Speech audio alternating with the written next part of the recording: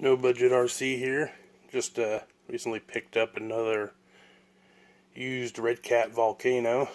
A bunch of aluminum upgrades on it. It's got the aluminum chassis, aluminum A-arms, aluminum steering parts, aluminum knuckles. But anyways, didn't come with a servo or body, but I picked it up fairly cheap. I just thought I'd do a video. I know my last video was on buying your first RC, and I talked about buying used RCs in that video. I just thought I would show you, since I've got it all tore apart, what it was the brushed version. So the motor and ESC that came out of it. And I actually ordered a brushless ESC to put in. I already had a brushless motor.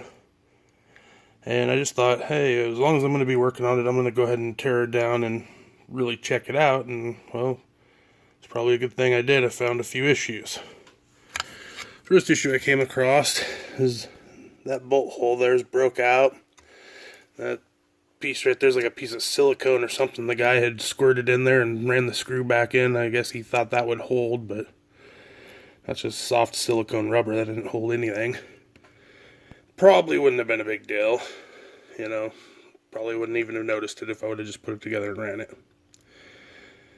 Upon starting to tear it apart, I realized the guy had used, looks like he used Loctite on the screws. That's a new one to me, using Loctite when you're screwing into plastic. But, okay, so I'm going to have to clean all these screws up. But the big thing I found in tearing it apart is, because I never ran this on the brushed motor. Like I said, it didn't have a servo in it. So I never ran it and tested it out or anything. But the big thing I found was, felt like the front diff was stripped out. So I started tearing it apart, and it actually turns out it's not the front diff that's stripped out.